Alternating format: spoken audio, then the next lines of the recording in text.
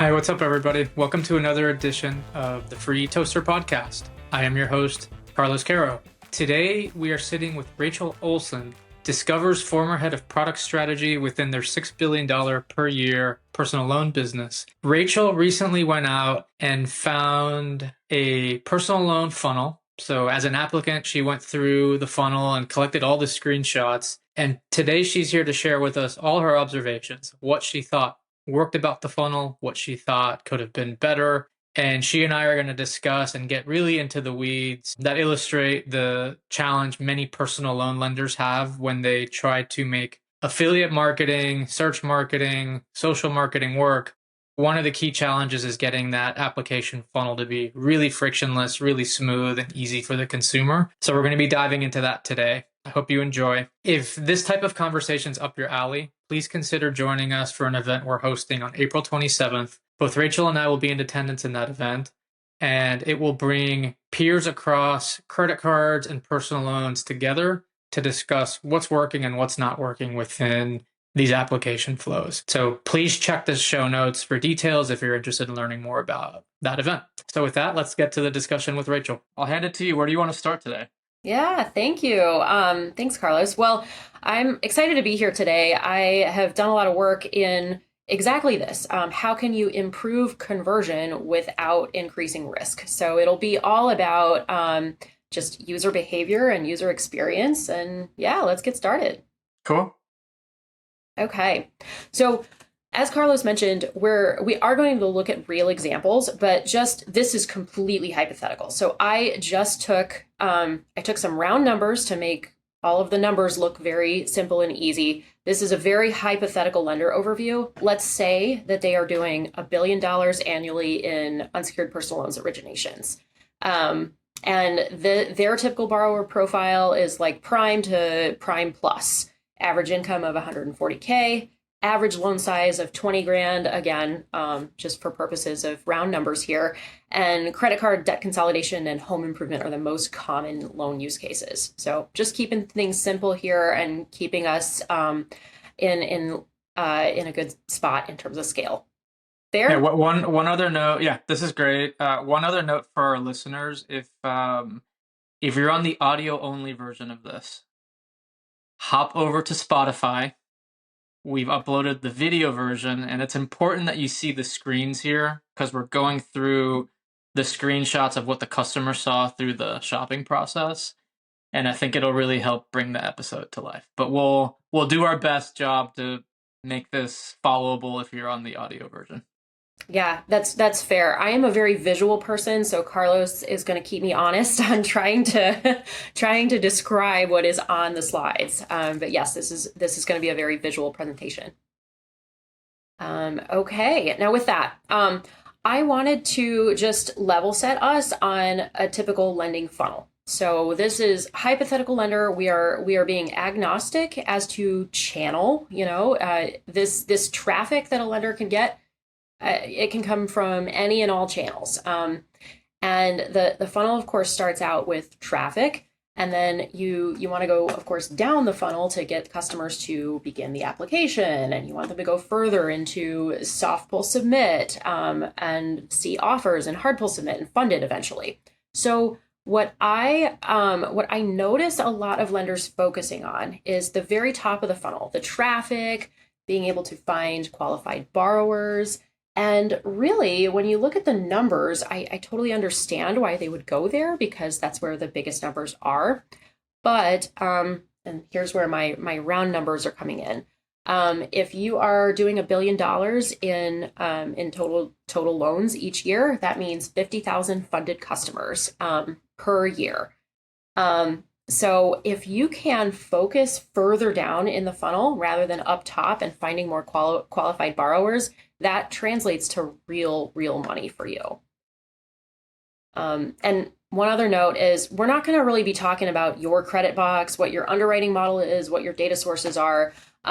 We're assuming that you've got great data scientists on staff and that you've optimized your model. So this is not going to be about using different data during the underwriting process. Rachael, before you walk us through the example, Mm-hmm. I've noticed lenders, they vary their process depending on the source. So depending on whether it came from search or from Credit Karma, etc. Um, for the example you pulled, did you go straight to the lender's website? Did you go to a marketplace like Karma? Like, where did you start the process? I started the process at a marketplace, and then I actually did go from, I did go through the process, through to the soft pull, all the way almost to the hard pull, Got it. for several different lenders. And for the one that we're going to focus on today, I went the whole, we'll see the screenshots that I All right, experienced. cool. Yeah. Great. All right. And just on the screen here, you do see some, again, round number conversion rates. This is meant to be very representative across, again, all channels. But for those not looking at the slides, we're assuming that 60% are soft pull submitting after having begun the application process native to the lender's website. So that's where we're starting from. And so with that, we're going to focus on two key friction points in the funnel. The first key friction point is when lenders require that customers, exert some amount of effort before showing them their offers. So just convention in unsecured personal loans is, of course, you get to see your personal loan offers after just doing a soft pull that doesn't affect your credit score in any way. So what you, the lender, want to do is make it as easy as possible for the customer to submit that first part of the application. And you want to show them their offers before you require them to exert too much effort. Because otherwise, what are they submitting additional information for is the question. That just one thing to add to that. Yeah. I see lenders. You mentioned you went to a marketplace to find this. Yeah. This becomes doubly important in a marketplace that does approval odds or something like that. That tells the consumer either you're pre-approved or your odds are excellent, or they're like different marketplaces have different conventions for doing this. Mm-hmm. But I always find it a little troubling when I find a lender who sourced a click out of a marketplace where the odds was, let's say, outstanding. Let's go with Credit Karma because their outstanding is their term. And then as soon as the customer lands on the landing page, it's like question after question after question after question. If I was the customer there, I'd be like, hold on, the marketplace just told me I'm outstanding. Now I'm landing on your page and it's just question after question after question. Now I'm really doubting whether that outstanding was actually real, because it should have been based on everything they know about my credit and about my finances, etc. So I just want to underscore that point, especially in the context of a marketplace, because of the expectations that are being set there. Yeah, absolutely. Yeah. Fair. That's fair. Yes. So the first key friction point is, of course, requiring effort before showing offers. Show me the money first. The second key friction point that we're going to focus on is just, I'm calling it cognitive overload. It's after you've shown them the offers, you also show them too much information. You're losing borrowers after they are approved, they have good offers, just because cognitive overload. It's a large cognitive load that's required of them to sift through all of this information. So that'll be the 2 points that we'll focus on. And just to quantify what we're talking about here. So this is that same $1 billion a year lender. The first point of friction before value. If you, lender, can improve your soft pull submit rate by just 3%, that translates to an additional $50 million per year. And that's without touching your credit risk box in any way. It's just increasing your conversion. So reducing friction without increasing risk. And then going further on that, because the further you go down the funnel, the greater the impact gets with a 3% improvement rate. In hard pull submit, that represents 80 million. And if you add them together, it's not 130 million, because you're not just adding them, you're going to experience both of them combined. So it really does, if you can increase either or ideally both of these conversion rates at each point, it represents real money. That's yeah. No, these numbers are awesome. Let's take a quick break in the action here, because I'd like to introduce you to our newest sponsor, Fintel Connect. They're an affiliate marketing platform that can help connect you to publishers, influencers, and manage your compliance. I'd love for you to check them out. You can find them at fintelconnect.com, Fintel connect.com, where you can connect directly with their founder and CRO. So you're compounding here to greater than 130 million. And for a channel like Credit Karma or Experian that serves offers based on how well the funnel clears, your rank is going to improve. So now you're going to see more impressions. So there's compounding beyond the 130 here, or like what's in excess of 130. This could easily turn into like a 200 million opportunity. And it's only 3% on two levers. So I think this is the kind of stuff I spend a lot of time discussing with lenders. So it's exciting to see you've seen the same thing over your career. Yeah, absolutely. Yeah. It's like free money. You've already paid for the traffic. You might as well squeeze every bit that you can out of those conversion rates, because the money's out the door already. Yeah, and a channel like search or social, this actually hits your CAC. Your CAC goes down as a result of this. So not only is it more customers, but it's cheaper cost of acquisition too. Yeah, that's right. That's true. This funnel that we're going through, it is, I say, agnostic to channel, but it's not fully agnostic to channel, because your customer acquisition cost is much more sensitive on those, some of the more expensive sources of traffic. So absolutely makes a big difference. All right. So we ready to get into the first friction point? I'm ready to see some screens. Okay, yeah, let's do it. Okay, so level setting, we are at the point where the customer has decided that they are going to begin the application, but we're before they've been asked any information from the lender. So here we go. This is friction before value. So the very first screen that I get is, how much do you want to borrow? That's super easy. You're gonna anchor on your loan amount. Very natural. Second screen is, what is this loan for? Also really easy. And for a lot of lenders, the loan purpose informs the underwriting process. So you might go through a different underwriting model if it's a credit card refi or a home improvement loan. Next one, what's my legal name? It's Rachael Olson. I'm fine giving my name. Note there's no social security requirement at the front, which is a good practice. And then all of a sudden I get to this screen here, and there's a sudden stop.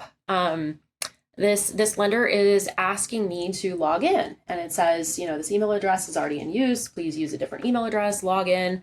And I'm like, have I ever applied here before? Not that I remember. Maybe I came through a marketplace in the past. I don't know. But either way, it's a sudden stop. Rachael, on the first two questions stood out to me, because I see a lot of lenders these days skip those questions because the marketplace is asking. Mm-hmm. And when the lead is passed, there's like parameters sent to the lender so that the lender kind of knows, hey, I can skip these questions. Do you recall if the marketplace asked you these? Yeah, so the marketplace did ask me these. I took these screens. I actually cleared my cookies and started from the beginning, just for purposes of going through it. But yes, that is absolutely a core tenet, is if your customers are coming to you from a marketplace, don't re-ask them the same questions again. And it does happen that a lot of lenders will ask the same questions again. They say that it's to confirm, but I mean, do you have to ask? If you can not ask, you shouldn't ask. Yeah, totally agree. I've seen the best practice I've seen here is you anchor the information that was passed by the marketplace right at the top. So it's like, it'll say, hey, looks like you want a loan for this much, for this term, for this APR. And sometimes there's a little edit button. It's very subtle. It's small. The intention is not to have a lot of people clicking it. Yeah. So that if someone glances at it and it's like, oh, I actually didn't want 10,000, I wanted 20, they could actually make the change right there and then. But I've seen that bear good results for other folks. Yeah, absolutely. Yeah. It tells your customer, your borrower, that you hear them, that you recognize what they just did.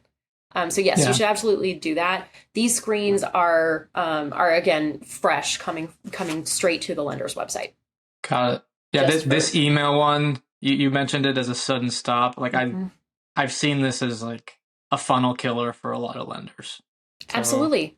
yeah, whether it's the check what's your email or the Google or I've seen versions of this or that are create a password so that in case you don't complete the application today, you can come back later. Hmm.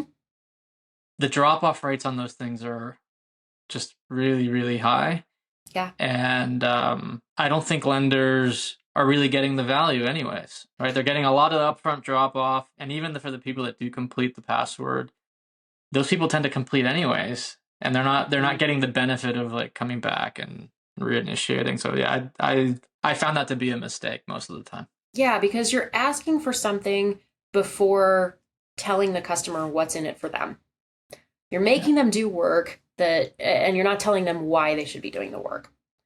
So generally, yeah, there's this sudden stop. Now, I will say that with this lender, they offered a really quick, easy workaround. Hmm. There was a login without a password, and I found that experience to be really easy. It was a quick magic link that got sent to my email right away, and that was. I would say that was about as seamless as it can possibly be because I didn't have to worry about what my password was when I Okay. created it. So But that it did was force you to go to your inbox and it click did. through. It Okay. did. So it did add some friction, but not the full blown create a password type of Yeah. friction. Well, and I've seen lenders that it's much more friction filled than this. And there's like there's like all of these additional verifications you have to go through. And Yeah. again, this is before you see the offers. So this one was Yeah. relatively painless, but still friction. So, okay, Rachel, if we can pause here, Hmm. if you put kind of your lender hat on, what is it that you think they're trying to accomplish here? There must be some Yeah, purpose behind the fact that they made you go to the email and authenticate. absolutely. I mean, Yeah. it's basically it comes down to basically two things, I think. One is they want a way to connect with you Hmm. for now as well as into the future. And two is they want to gather as much information about you as they possibly can. And that because I have been to this lender before, I really did create an application at some point in the past. They know things about me that even I don't remember putting Hmm. in. And that's valuable. What if my income significantly changed since the last time I applied, or what if I just said that it did, right? All of these types of things, this is behavioral underwriting, basically, is how did I behave in my past, and what kind of information can they save about me in the future and Hmm. over time. I've heard lenders make the argument that they're asking for this email verification upfront because if they need to send an adverse action notice at some point, they want to be sure they're sending it to the right place. Yeah. Do you think there's any merit to that argument? There's definitely merit to it because certainly sending the NOAA or Notice of Adverse Action, I call it NOAA, Mm. certainly that is a legal requirement. You have to have as a lender uh, some assurance that the borrower or potential customer received the information about why they weren't approved. Um, but I mean, you are asking for the information from the customer. So I'm not a lawyer and this isn't legal advice, Mm. but I I see the argument. I don't think that it is the only way to do this. Is Yeah, to agreed. Yeah. Yeah, and what I've told lenders that have shared that with me is I've asked them to go look at the adverse action letter. No, I've actually, so here's what just to be really kind of crisp on this. I've told them, or I've suggested that they stop the verification. Just ask for it. Hmm. Just for a sample, gather, let's say 100 or Right. 1,000 emails without the verification. Hmm. Send the NOAAs, and then go look at how many of those NOAAs weren't delivered. Like how Hmm. many bounced and were fake emails or whatever. And if that number's really high, let's say it's 30, 40%, okay. I actually think in that sense you have an argument maybe to do some verification. If that number's 99.5%, which I suspect it is, because I don't see why people would give you a fake email in the context of wanting to borrow money, Hmm. then you're done. You Yeah. you have an error rate. Look, there's deliverability issues anyway. Some email servers don't like the, so there's going to be problems no matter what you do there. And I just think, I mean, I would encourage strongly that lenders take like a data based orientation to these types of questions Yeah. versus like an absolute compliance driven view of the world that isn't really isn't connected to real world data. So anyways, not legal advice as well, Rachel, I'll give your same disclaimer. But yeah, I find that lenders are out there making important decisions about their funnels in the absence of data, even in 2026, which I always find that a little bit interesting.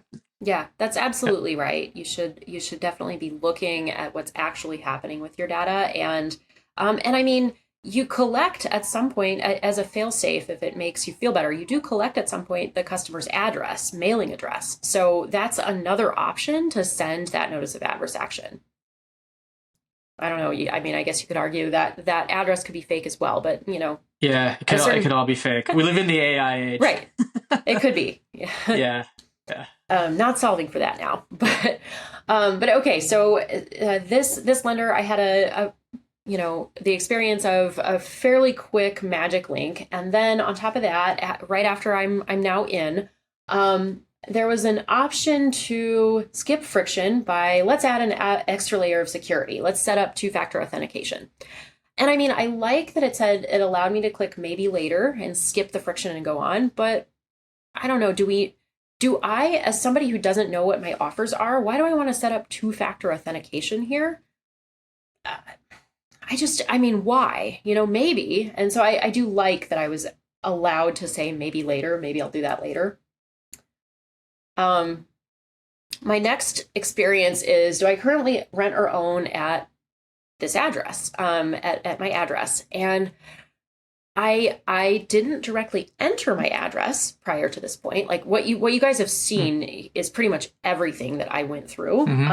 So it was kind of interesting. I was like, oh, did I give them my address at some point in the past? Maybe. And then it was just, do you rent or own? And I'm like, okay, that's easy to answer, but do you need it for the underwriting process right now? Like, this is an unsecured personal loan, so does it matter? I don't know. Next question is, do I currently own a vehicle? That's another one where it's like, yeah, it's easy enough to answer, but why are we going there? And it's another thing that I have to click through. So that's the thing to keep in mind. Your job as a lender is many things, but it is to make the customer get through the funnel. And each time that you ask them to click or confirm something, it's another step. Yeah. And what's interesting about those last two examples, the rent own question and the vehicle ownership question, is those are probably discoverable either through the credit bureau data or through other like publicly available databases. Yeah. So I find the best lenders are making really good use of APIs, and once they've keyed in into who you are, your name, your phone number, etc., they're calling off. Actually, this is a good plug for one of our sponsors, Spinwheel, that built technology that does exactly this, right? They key off of your date of birth and your phone number. Yeah. And they just return basically everything they can learn about the customer, and it eliminates screens like this, which increases conversion rate. So yeah, I'd strongly consider lenders that are asking these types of questions that could be discovered through data to just go that direction. Yeah, absolutely. It's faster, higher quality, and then much better outcomes. Yeah, if you don't have to ask it, that's my personal rule, is if you don't have to ask the question, try to avoid asking that question. And these are great examples. Yeah, these are trade lines. If I have a mortgage, if I have a vehicle, an auto lease, those are actual trade lines that are going to show up on my credit report after the soft pull. Rachel, one other thing I've heard, this is, I think, a very real reason, but I'm curious your take, having worked at a large issuer. I've heard the response of, we know we don't have to ask this question. We know we could get it a better way. We know it increases friction, but our system literally can't generate a response and an offer unless it has it. So like that seems to me like there's like tech debt or stuff hard coded in between all these systems that if it's a null or if they've removed the question, it would just kind of break downstream processes. Have you seen that? And if so, like what are some suggestions you have for lenders that are Yep. bumping up against that? Absolutely. I've seen that where it's it's some back end system that we have to appease from our past. I've also seen situations where it's like, I know I don't have to ask it again, but I want to because I want to confirm that when I ask it, that the customer is telling me the same thing Mhm. that shows up in the actual credit Got data. So it's like confirming it's again like analyzing my behavior and using that to help underwrite, which it. I mean, both of those reasons for asking questions, some form of tech debt as well as some form of behavioral underwriting. Mhm. I mean, those are reasons to do it, but Mhm. to your earlier point, Carlos, you really want to quantify, like use actual data. How much additional upside Mhm. is asking these questions giving you Mhm. compared to the loss in conversion rate? Because even if the conversion of somebody who answers the rent or own question, even if the conversion rate is like 99% to the next screen, to the do Mhm. you currently own a vehicle screen, you're losing a percentage point, which is like millions of dollars in your funnel. Right.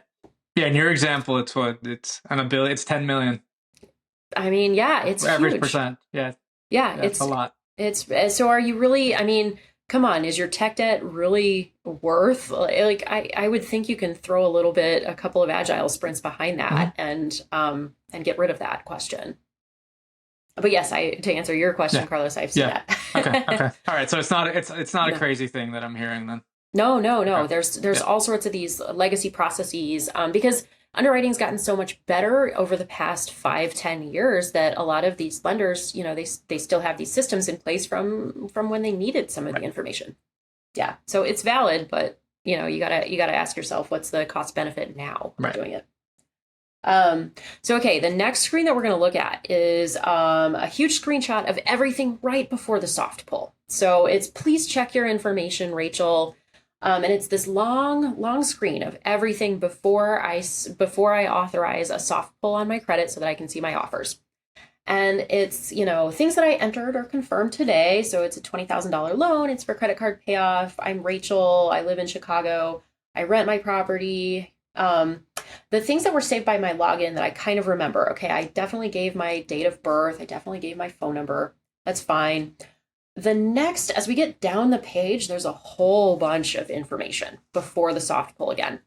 This lender had my school, my education level, my graduation year, income that I didn't recall, that I certainly didn't fill in recently, savings and investments, and then new loans, no new loans in past 3 months. These are all editable fields that I could go in and say, have I had any loans in the Mhm. past 3 months?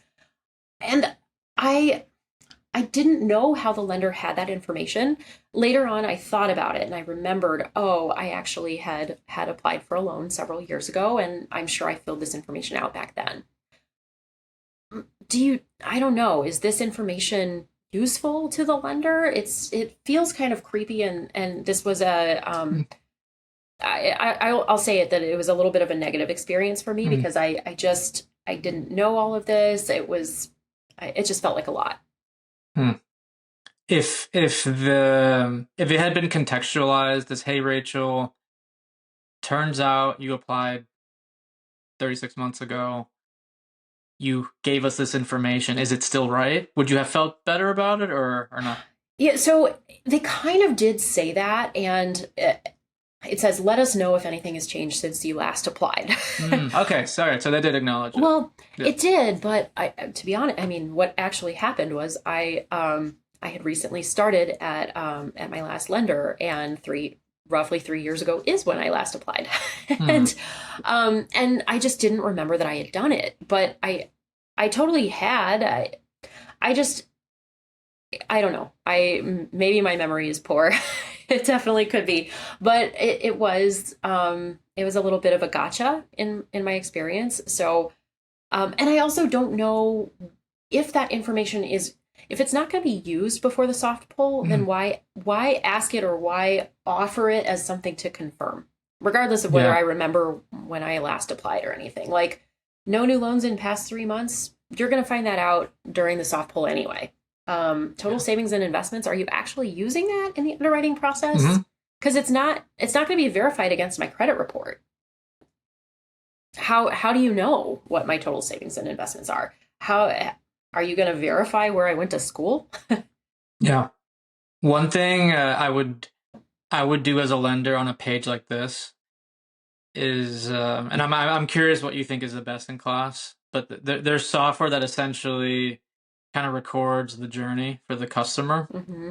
and it shows you how much time they spend on each screen, and some are even as good to give you like the mouse over Mm-hmm. behavior, like if they're mouse over, like if they're doing a mouse over on like Yeah. that savings and investments, it tells you they're probably looking at it like wondering how the lender got that information. Um, so I would be paying attention to where are people's eyes here? Mm-hmm. How much time are they spending? Because ideally, I don't want them spending a lot of time here. I want them just glancing at it, being like, "Yep, sounds good, going." If I'm sensing a lot of people are here, they're probably asking themselves questions like you're asking of like, where did this come from? And is it creepy and stuff like that? And I don't think that's necessarily all good things. Um, but like, what would you suggest as like a best in class approach to like studying the journeys? Like, what have you done in the past?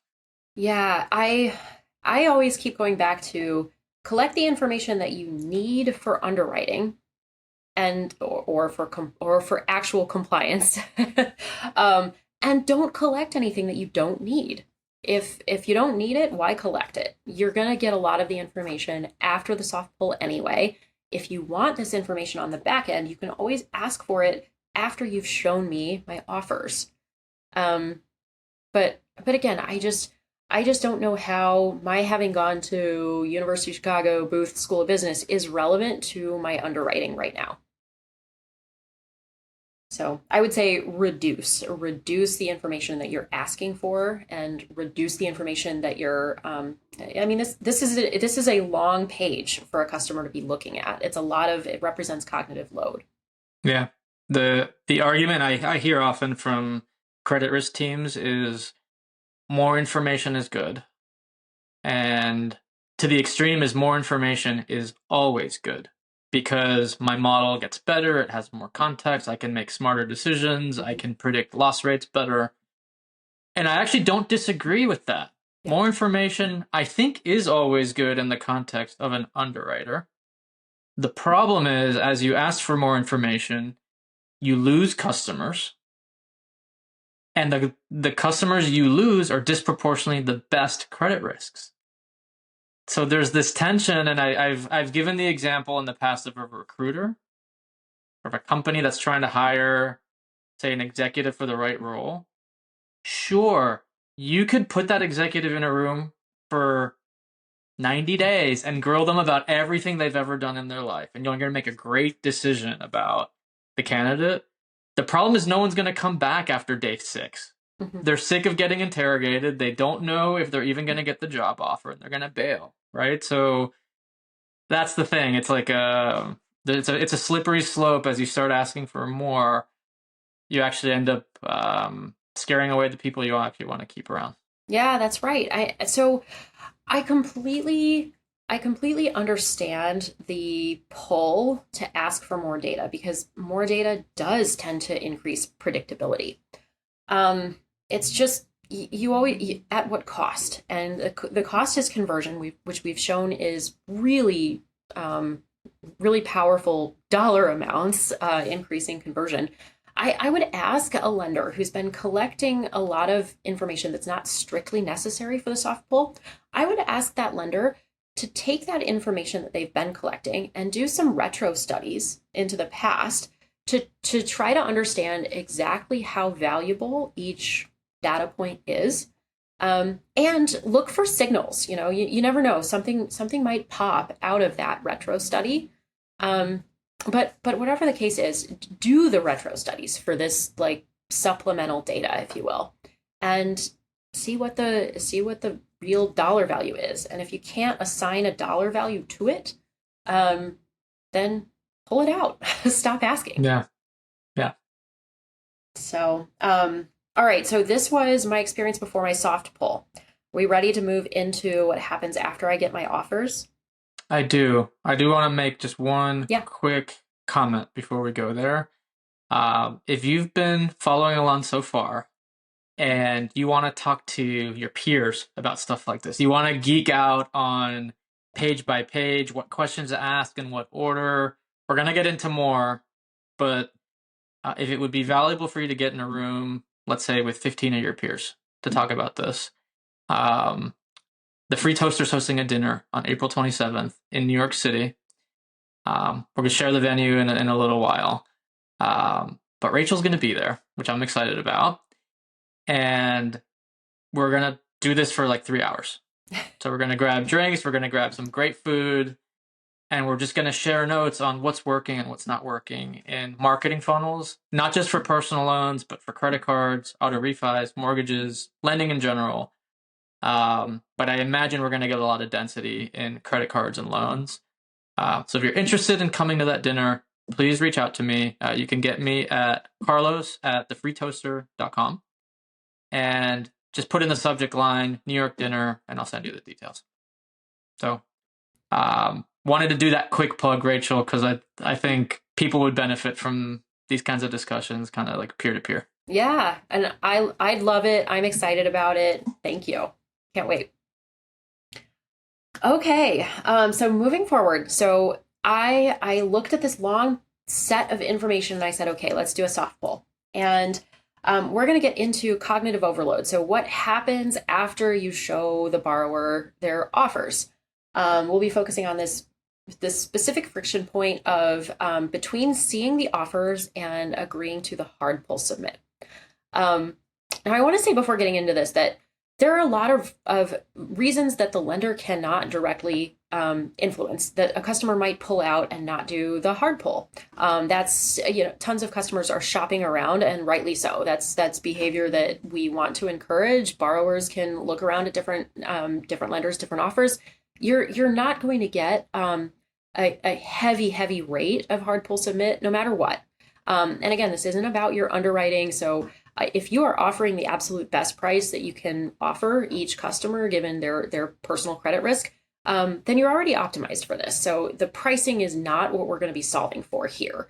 What we're solving for is just friction, how to improve the customer experience so that the people who are most interested in your offer go through and take it. So, okay. My experience with this lender was that I had submitted all of this information, and then all of a sudden, the first thing I see is this legal wall, or I'm calling it a legal wall. It was documents and notices, a whole bunch of, privacy policies, terms of use, and so forth. Yes, sir. If you're on audio only, I'll describe what I'm seeing here. Please. I'm seeing it's a bunch of blue links. Yeah, and it looks like the kind of stuff you see like right before you sign up for like a software as a service type of. It's just like, I just want to make sure you agree to like all this stuff.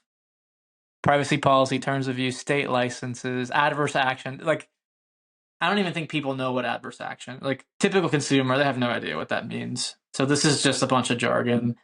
And shockingly, like the thing I would have expected to see, Rachel, is what's my loan amount, what's my term, what's my monthly payment. I don't see any of that. Was it just not present on the screen, or like what happened? So I'm sure that if I had gotten, so recall, I had requested 20 grand. If I had gotten approved for 20 grand, I'm sure that it would have been a different experience. And I would have seen 20 grand and here are these options. However, in this situation, I was only approved for, we'll see it, but I think it was 16,900. Oh, okay. So not 20 grand. I see. Okay, so you came off the happy path, probably. Right. I came off exactly. I came off the happy path. This is the sad path, decline. But the thing is that I didn't get. I mean, what you see is what I got. I didn't get a, hey, you didn't qualify for the 20 grand, but we did get you something. And instead, what I got was a bunch of blue links. I highlighted on the screen here my adverse action notice from when I applied, April 1st, 2026. And I clicked into that and looked at it. And then down the page, September 9th, 2022 was an earlier adverse action notice from when I applied before. When I said Oh, so they were both there. They were both Interesting. there. They were both there. And that kind of jogged my memory. I was like, oh, yeah, I guess I did fill out my MBA information in 2022 and forgot about it since then. But actually, can I point out one thing I like about this? Sure. It's the kind of just presenting the adverse action right there and then. So that whole conversation we had earlier around, is the email right? Is it wrong?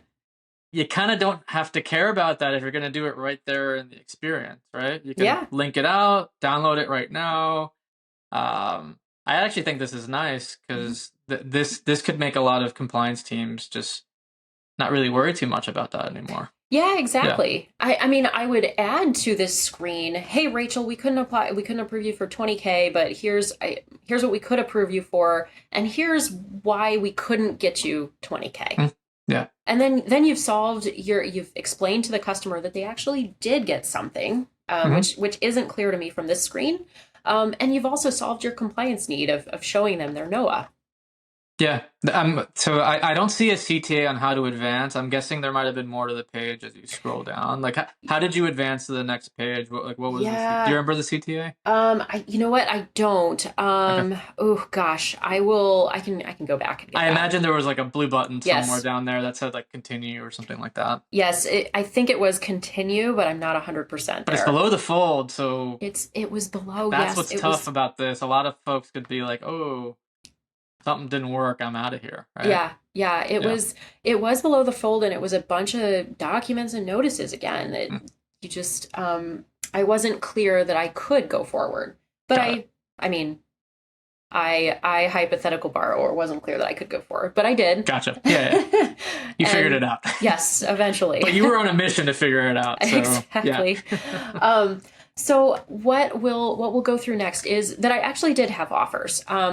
But my question was, wait, so I have offers, and we'll see what those look like, and we'll also talk about how those different offers have they create cognitive load in this case, because there was a lot of different ways to look at my different offers. I could filter it in different ways, like I could filter by monthly payment amount, by APR, by loan amount, and these offers were lots of information.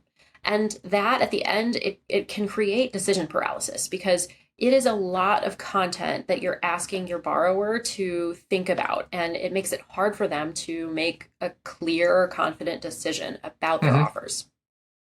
So one quick comment here. I don't want to derail us too much, but back to the marketplace context, this is something I think a lot about.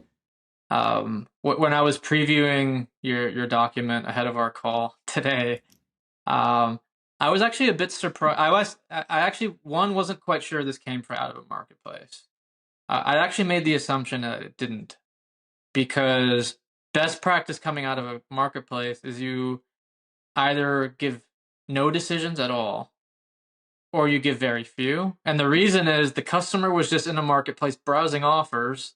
They might have been spending half an hour on an offer wall, distilling what amount, what payment, etc. And they specifically picked this thing, this product, this loan term, this APR. And I'm always a little puzzled by lenders that want to relitigate that decision, especially when it came from a marketplace context, because the consumer probably did all that work already and just wants to transact and move on with their day, right? So I find I actually can think of some reasons you may want to give them some degree of options, and I'll point to some of them as we go through. But and I just wanted to share my surprise level of like, oh wow, there's a marketplace lead. Yeah, and that's fair. So I applied in two different ways. Once through the marketplace lenders, and once the screenshots are more robust on the just going directly to this lender. So we're seeing the screenshots had I not applied through a marketplace lender. Got it. Okay. That said, I applied both ways, and I can say with authority that there were still a lot of options and a lot of filtering criteria. And right now we're looking at just the screenshots of the offers that I got. These are long pages. And we didn't talk. Can you talk us through Yeah. just for the audio only? Talk us through one of the screen, like what's all the content on the page? Yeah, so we'll dig into it in the next screens that are blown up a little bit, but what you see as a user is a very long page with, there's some offers, you see some interest rates, you see a bunch of tooltips, like little places where you can click into it and learn a little bit more about what a term is. For instance, fast funding, what does that mean? You've got Trustpilot reviews, you've got a restatement that there's no impact to your credit right now. You've got all of these, all of the fees explained, FAQs, and we didn't talk about how people are applying, but this was desktop so that I could take easy screenshots. But many people are, of course, applying on their phones, and even in desktop, this is a lot of scrolling. Can you imagine on a mobile device, like the amount of scrolling that you're doing to look through this? It's a lot. Like these are long, skinny screenshots that we're seeing here. So no, and on that topic of mobile and desktop, given your work in the industry on the product side, we all have limited time. We have to focus on only like the highest leverage stuff. Where's the leverage these days? Is it more on the desktop side or the mobile side as it comes to like personal loan applications? Well, so from my experience at this point, the majority of customers are beginning their application process on a mobile device. But as they go through the process, that breakdown starts to shift. So by the end, by the time that they are actually getting funded, many of them have switched the same users over to the desktop side of things. Walk me through how do you think that's happening? Are they sending themselves a link, or like what's what mechanically, how are they doing that? Essentially, they're dropping off at the soft pull or they're dropping off at the hard pull. These exact places that we're focusing on today, that's where these customers are dropping off. And then they're coming back through an email that they've, after the soft pull, of course, you have the customer's email address. So I would be surprised if there wasn't a lender, but I'm pretty sure all lenders are, of course, reminding people, hey, Rachel, you've got offers. Remember to come back and look at your offers, finish your application. And I got numerous emails from that just by going through this exercise. Interesting. That's so interesting. The feature I would start to consider testing or building is having the data you've seen on when people migrate from mobile to desktop. There's probably some like place where there's an inflection point there. You might want to have a link or a little blue thing that's like, want to transfer to a desktop? Send yourself like, just so it's clean, simple, easy to do it in like just a couple of clicks. Because I get it. Like people want bigger visual real estate. They want to maybe compare offers. Yeah. Maybe they're getting to the place where they need to like verify information. They want to be on a keyboard instead of like just entering with the thumb. So I actually, that makes a lot of sense to me that would show up in the data. But I haven't seen lenders kind of address that very artfully, in my opinion. So that had been way off my radar. So that's great. Yeah, I'm not aware of anybody that has that feature. Of course, I'm aware most, if not all lenders keep reminding you, hey, you got to finish your application. And many times people are like, rightly so, this is a major financial decision. This is a $20,000 loan. It's significant. Rightly so, people might decide, hey, I've been on my phone while I've been waiting in line at the grocery store or whatever. I'm going to come back to this later. So that's valid. But yes, in the industry, it's common for people to start the process on their mobile devices and finish the process on desktop.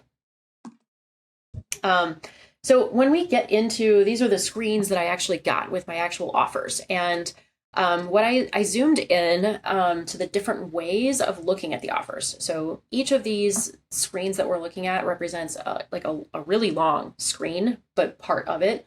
So we can customize offers by monthly payment amount. And when we do that, we can see, 5-year personal loan, I was offered a payment amount of $478 a month. a 3-year personal loan, obviously the payment amount is greater. I could also go up and customize my loan offers by loan amount or by APR. And each of those regenerates another long screen with all of this information about just details of the offer. Mm-hmm. So it is a lot. This is probably the point where a lot of users are figuring out, and like you were saying, Carlos, some of this is happening on the marketplace side. Yeah. They're deciding, this is going to take some time. I'm going to have to really think about this, and that's fair. But whatever you can do to reduce the cognitive load here, you should do. Like we see in this screen, there's information about fast track funding. If we, on the next screen here, I zoomed in on the portion of the page where there's various different tool tips where you can learn more. And, there's a pop-up about an origination fee that you can click into to learn what that is. There's footnotes. So in an already long page, there's a footnote here about fast track funding. So if you complete your application by 1 p.m., you could get approved with funds sent the next day. And if you scroll all the way down, there's a long footnote there too. It's a lot of information to look at. And that can lead to decision paralysis here. One thing that I do like, though, that I want to call out, it says, not ready to make a decision. These offers expire on April 15th. Mm-hmm. And I had applied for this. It was either March 30th or April 1st, right around there. So it was a good 2 weeks. It said, Rachel, we're going to give you some time to think about this. And that's great. It's front and center. I don't have to make a decision right now. Got it. Yeah, I liked that. And I would have liked it more if there was a way to like send yourself a link. So send yourself a link to complete this later. Mm-hmm. So that way, when you pick it up later, you pick up exactly where you left off. You don't have to re-enter any information, that sort of thing. Mm-hmm. So just to our prior conversation on, people needing some time or switching devices. But yeah, no, I like that they were really clear around the expiry. Yeah. Is 15 days about industry standard or? Yeah, in my experience, offers are good for around that amount. Offers, I've seen them good for up, a month even. Okay. But 2 weeks is pretty normal and average. I think once you go, some places will let you go up for an entire month, but there's diminishing returns to that. If you're not coming back in the next week or so, you're probably not going to come back. Right. Makes sense. Yeah. Well, so I want to call out one issue here, this origination fee pop-up. So I had to click I had to click something specific to look at what is an origination fee. And I did that so that we could blow it up and talk about it here. But in the next slide, this was after I selected an offer. And if I hadn't gone through the trouble of clicking into what's the origination fee pop-up thing, I might have missed this until now. So, and I'm not saying that this isn't, this is completely okay the way that they're doing this. It's just to a user, I might not have been fully aware of what's happening with this origination fee. My loan amount was $16,900. The origination fee is taking the loan or taking the $2,000 plus off the top of my loan so that the cash that I receive is $14,872. To me, after having gone through all of that process, it feels a little bit like a gotcha. I lost 12% of loan value. It's not as if they weren't disclosing it because, right. there was information about origination fees that I could have clicked through the entire process. It's just, that's a blow because I wanted 20 grand to begin with. Now I'm only getting 16.9, but actually I'm only getting 14.8. I don't know. This is a big deal. Mm-hmm. I've seen a couple things I've seen some other lenders do that I really like. One is in the moment where they share this, they give you the option to immediately top your loan back up. So like you might have gotten an option of, hey, there's an origination fee, but we can add that back to your loan amount. It'll raise your monthly payment a little bit and it'll give you the two options and you can pick which one you want. Because some people need the amount they requested and like it's kind of a deal killer for them if they don't, right? So that I've seen that approach, which I like. I've also seen lenders take this all the way to just the beginning of the funnel. So you're coming from the marketplace says $10,000. The very next page is, hey, just so you know, there's this origination fee. It's $800, whatever it is. We can add it back to your loan. It would raise your monthly payment. What do you want to do? And then the customer makes a quick decision, boom, and then they advance. So yeah, I lean a little bit more towards put it in early and just give the customer an option to top up if they want to. And they tend to be, I've seen most fees under 12% too. So, and specifically as the fee amount gets higher, that makes me want to go even earlier, because I think the disappointment risk is a little too high. Yeah. I agree on all of that. And I agree also that it's a great experience to be able to have the choice at the beginning, so that it doesn't feel like a gotcha at the end. But I know that to be able to offer that choice at the beginning, you have to have that baked into your underwriting. And that, from personal experience here, that could represent a pretty significant engineering and credit risk effort. So, yeah, but I like it a lot. All right. So after this point, I actually stopped taking screenshots because this is the hard pull, and I didn't want to actually go through a hard pull. Otherwise, you guys have been seeing, my real person experience here. So, and there's much more that you can do after this with various different verifications and everything that we won't get into today. But I just wanted to kind of go back and summarize some of the things that we saw today. So the strategies that I think that added friction into this particular funnel experience. The first one was requiring a password, even with a magic link, asking unnecessary questions, because if you're going to get the information during the soft pull, why ask it up front? Legal walls. So before showing that there are offers, just hitting me with a bunch of legalese, that is a challenge. And then just cognitive load challenge. So you've got, scrolling to view tooltips, pop-ups, footnotes, drop-downs, and everything. That creates cognitive load. So that's another strategy that adds friction to your funnel. Yeah, I know that these are all I've seen all of these before. The legal wall is a new one for me. So I had not seen that one. That one's really interesting. But I think that one also raises like a larger theme. I would encourage lenders to think through, which is that was a non-happy path experience.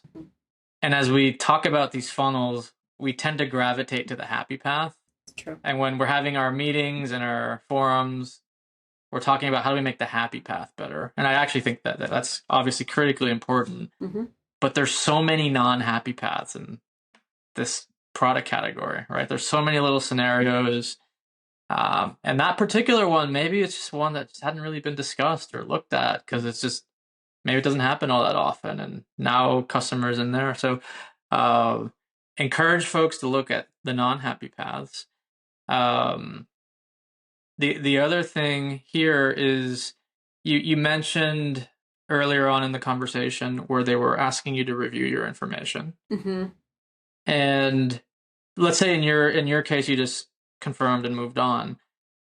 I actually was speaking to a lender earlier this year who did something similar, and everything worked cleanly if you just confirmed. But if you tried to change something, oh man, you started getting into this like weird, like semi-infinite loop where you'd correct it and go back. But then if you wanted to advance, it would like ask you to correct it again. So again, it was a non-happy path that hadn't fully been like checked out and diligenced. And it turns out that was actually creating a bunch of friction in their funnel. And once addressed, it actually opened up their conversion rate quite a bit. So like, it's just all that to say, while, an application funnel, it sounds like a simple thing. I actually think it's one of the most complex things that's going on in like a personal loan operation. It's touching credit, product engineering, pricing, analytics. Like it's impacting the partners. Like there's just so much cross-functional stuff that has to go right to do it well. 100%. Yeah. Yeah, that is absolutely true. And yeah, the unhappy path. I think that there is as you said, there's a chance that a lender would say, well, I'm underwriting as many people as I possibly can on the happy path, so that's who I want to focus on. But in my case, as we saw, they couldn't underwrite me for 20 Rand, but they did underwrite me for a lesser amount. And who knows, I could be one of those borrowers who could come back in the future and be a great customer for them at the full amount. So you still want to give the unhappy path customers a positive experience. Gotcha. Yeah, Rachel, earlier we were before the show. You were mentioning how you're now advising and doing some consulting. I imagine topics like this are going to be on your radar. Yeah. Given the cross-functional nature of this, can you comment a little bit around where these decisions normally live? Are they a consensus where engineering and product and partnerships and marketing all have to agree, and compliance Mhm. as well? Or is there a GM that normally looks at it, the whole thing, and is like, nope, this is what we're gonna do, and like declares a destination? Like, how, I guess, what would you advise to lenders that need to figure out how to make this work organizationally? Yeah, it's so challenging because this does sit at the intersection of so many different teams. And in my experience at lenders, these different pieces, the customer experience piece, the product piece, the engineering piece, the credit risk piece, they report up to totally different organizations within the lender, and it can make it really difficult to stitch together. So I would say for lenders who want to really change the application experience from beginning to end, I think they need to kind of take an outside perspective, because different teams are naturally going to own different pieces of the application experience, but you really need an end-to-end, somebody helping stitch it together from beginning to end in order to be effective with making these changes. And is that person, in your experience, is that a chief product officer? Is it a CMO? Like, who tends to play that role normally?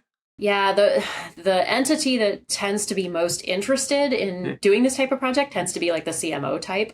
Yeah. But the CMO can often have challenges with getting all of the engineering resources together. So you're Right. really, it's really like a general manager that needs to be looking at this, Right. and pushing for it. And that just takes a lot of resources to make that type of thing really come together. Yeah.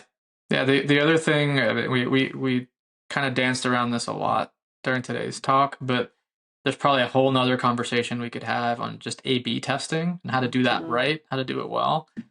And there's a lot that goes into that, because it's not just an A/B test of a front end web experience. Mhm. There's like loan management systems behind the scenes. There's credit policies. There's all sorts of stuff that connects to this. So, I guess my question for you is like, how viable is A/B testing your way through all of this, or do you need to have strong instincts and just declare that you're going to make a change and kind of look at before and after? Like, what's the pragmatic way to go through making some of these bigger changes? Oh, I mean, it's very hard, that because lenders always want to know, well, what's the actual change going to be? And the answer is you're not going to know until you test it. So you really do need to test into it. And for that, you have to be willing to put some dollars on the line and potentially lose some dollars.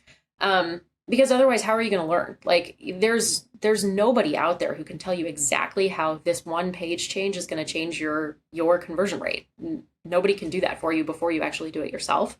But there are certainly ways to keep it really low risk. I mean, you could do an A/B test that is 5% measuring the change. And if you have enough traffic, if you're like this hypothetical $1 billion a year lender, Yeah. you can absolutely do that. You can look at what happens, and you can employ these different forms of these different software products that actually look at like where people are hovering and where are they reading, like what you were talking about earlier, Carlos. You can do user listening sessions where you're literally watching this happen along the way.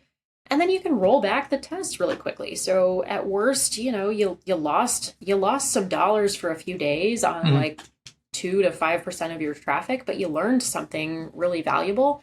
And chances are pretty good that if you stitch enough of these together, you're going to win more than you're going to lose. How important are focus groups in this context? Like if you sat down a group of 20 customers and you said, "Hey, I'm considering changing my funnel from this to this," like how reliable is that read versus just doing it and seeing what happens in market?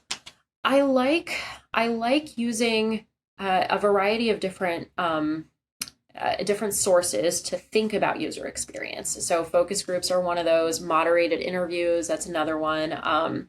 There's you can just plumb your software that looks at user experience, user behaviors throughout the process, and A/B testing. I mean, ultimately, you kind of have to look at like the focus groups and the moderated interviews for directional information, but you're not going to get to numbers with those. There's absolutely no way. Right.